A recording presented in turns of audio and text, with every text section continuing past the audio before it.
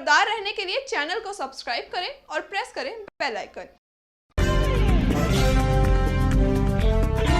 नमस्कार, आप देख रहे हैं इंडिया टाइम 24 न्यूज में आपके साथ दीपक। हैदराबाद गैंगरेप और हत्या के गुनहगारों को उनके अंजाम तक तो पहुंचा दिया गया है, जिसके बाद उन्नाव और निर्भया गैंगरेप के दोषियों को फांसी देने की मांग तेज हो गई है, जिसे लेकर जेल प्रशासन भी फांसी की तैयारियों में जुट गया है। कैसे, जरा देखिए। हैदराबाद रेप और हत्या के दोषियों को मौत की सजा देने के बाद अब निर्भया गैंगरेप के गुनहगारों का काउंटडाउन शुरू हो गया है।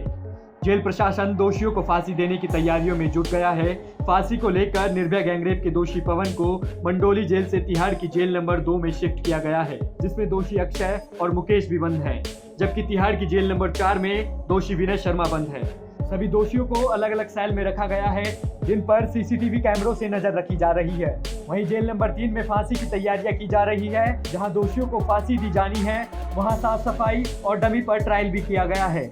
जेल नंबर 3 में ही फांसी का चबूतरा और तख्ता तैयार किया जा चुका है। इसके अलावा फांसी के लिए खास तरह की रस्सियों का इंतजाम भी किया जा रहा है, जो बक्सर जेल से मंगाई जा रही है। इन रस्सियों में मोम लगा होता है और कई घंटों तक नमी में रखकर इन्हें तैयार किया जाता है। आपको बता दें कि दोषी विनय शर्मा की दया याचिका खारिज होते ही पहले गृह मंत्रालय के पास वापस आएगी, जिसके बाद गृह मंत्रालय दिल्ली सरकार को ये याचिका सौंपेगा और दिल्ली सरकार ये याचिका तिहाड़ जेल को सौंपेगी, जिसके बाद तिहाड़ जेल कोर्ट को बताएगा कि दया याचिका खारिज हो चुकी है। जिसके बाद ट्रायल कोर्ट डेथ वारंट जारी करेगा। डेथ वारंट जारी होने के बाद 14 दिनों के अंदर दोषियों को फांसी देनी होगी, जिससे पहले डेथ वारंट की कॉपी सभी दोषियों को देनी होगी और सभी दोषियों के घर वालों को भी बताना होगा। डेथ वारंट मिलने के बाद सभी दोषियों को कंडेम सेल में रखा जाएगा। बता दें कि इस सेल में दोषी बाकी कैदियों से बिल्कुल अलग हो जाते हैं और उन पर खास तरह से निगरानी रखी जाती है। कानूनी जानकारों के मुताबिक विनय को छोड़कर बाकी दोषी डेथ वारंट के खिलाफ सुप्रीम कोर्ट जा सकते हैं और ये दलील दे सकते हैं कि उन्होंने अभी दया याचिका नहीं लगाई। लेकिन तिहाड़ जेल कहेगा कि सभी दोषियों को दया याचिका लगाने के लिए 7 दिनों का समय दिया गया था, वो समय निकल चुका है, इसलिए इनकी याचिका का कोई मतलब नहीं है। लेकिन डेथ वारंट जारी होने के बाद भी दोषियों के पास लीगल ऑप्शन है, जिसके जरिए फांसी अंतिम सुनवाई तक टल भी सकती है। आपको बता दें कि साल 2015 में सुप्रीम कोर्ट का शबनम केस में जजमेंट आया था कि दोषियों को फांसी तभी दी जा सकती है जब सारे कानूनी उपाय पूरे कर लिए गए हों। हालांकि बाकी 3 दोषियों की क्यूरेटिव भी बाकी है। वहीं डेथ केस में सुप्रीम कोर्ट याचिका में देरी को अमूमन माफ कर देता है। अभी लेंगे एक छोटा सा ब्रेक और ब्रेक के बाद आपको बताएंगे कि निर्भया गैंगरेप के दरिंदों ने किस तरह से दिया था वारदात को अंजाम। भगत चंद्रा हॉस्पिटल विश्व की सभी आधुनिक और बुनियादी सुविधाओं से परिपूर्ण एक world class multi speciality hospital, Mahavir enclave Palam डावडी रोड पर स्थित साउथ वेस्ट दिल्ली का एकमात्र मल्टी स्पेशलिटी हॉस्पिटल, जहां 24 घंटे आपकी सेवा में उपलब्ध हैं वेल क्वालिफाइड डॉक्टर्स और हेल्पिंग स्टाफ। डॉक्टर CM भगत द्वारा स्थापित भगत चंद्रा हॉस्पिटल आपकी सेहत का ख्याल रखना ही इसकी प्राथमिकता है, वो भी अफोर्डेबल रेट्स में। ब्रेक के बाद आपका स्वागत है। आइए आपको बताते हैं, निर्भया गैंगरेप के गुनहगारों ने आज से करीबन 7 साल पहले एक ऐसी घटना को अंजाम दिया था जिसने पूरे देश को झकझोर कर रख दिया था। करीबन 7 साल पहले वो तारीख थी 16 दिसंबर 2012।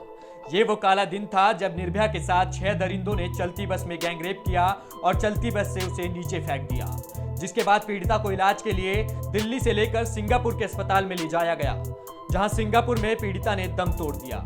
जिसके बाद पूरे देश में दरिंदों को फांसी देने की मांग उठने लगी। मामले में 6 आरोपियों को गिरफ्तार कर लिया गया, जिसमें से एक दोषी नाबालिग था जो अब छूट चुका है। वहीं एक आरोपी राम सिंह ने तिहाड़ जेल में ही आत्महत्या कर ली थी, जिसके बाद बचे 4 दोषियों को जल्दी फांसी के फंदे पर लटकाया जा सकता है। निर्भया के माता पिता ने राष्ट्रपति रामनाथ कोविंद को पत्र लिखकर गैंगरेप के दोषी विनय शर्मा की दया याचिका खारिज करने की मांग की थी। उन्होंने कहा था कि ऐसे लोगों की दया याचिका स्वीकार नहीं की जानी चाहिए, क्योंकि ऐसे लोग बेहद खतरनाक होते हैं। ऐसे दरिंदों को समाज में खुला नहीं छोड़ा जा सकता। वहीं निर्भया के पिता का कहना था कि बेटी से दरिंदगी करने वाले विनय शर्मा ने अपना जीवन बचाने के लिए राष्ट्रपति से दया की गुहार लगाई है। इससे पहले अफजल गुरु को फांसी देने के समय भी तिहाड़ जेल के पास कोई जल्लाद नहीं था। उस समय भी जेल अधिकारियों में से किसी एक ने अफजल गुरु को फांसी दी थी। ऐसे में जेल प्रशासन किसी भी जल्लाद को नियुक्त नहीं कर सकता। फांसी देने के लिए उसे किसी अन्य जेल से ही जल्लाद बुलाना पड़ेगा। जेल के आधिकारिक सूत्रों का कहना है कि फांसी कभी कभार दी जाती है, ऐसे में जल्लाद की स्थायी नियुक्ति की जरूरत नहीं पड़ती। वहीं तिहाड़ जेल के महानिदेशक संदीप गोयल का कहना था कि जरूरत पड़ने पर दूसरे राज्यों की जेलों से जल्लाद को बुलाया जाएगा। सूत्रों की माने तो दया याचिका भेजे जाने के बाद से ही निर्भया गैंगरेप के चारों दोषियों पर सीसीटीवी कैमरे से नजर रखी जा रही है। जेल के कर्मचारी उनके पास जाकर उनसे बातचीत भी कर रहे हैं। वहीं मामले में दोषी अक्षय, विनय, पवन और मुकेश के चेहरे पर तनाव साफ दिख रहा है। आपको बता दें कि याचिका खारिज होने के बाद निर्भया गैंगरेप के सभी दोषियों की फांसी का रास्ता साफ हो गया है, जिसके बाद जेल प्रशासन ने भी फांसी की तैयारियां शुरू कर दी है, जिससे दोषियों को उनके अंजाम तक पहुंचाया जा सके। फिलहाल इस खबर में इतना ही। देश विदेश की तमाम खबरों को जानने के लिए देखते रहिए इंडिया टाइम 24 न्यूज। नमस्कार।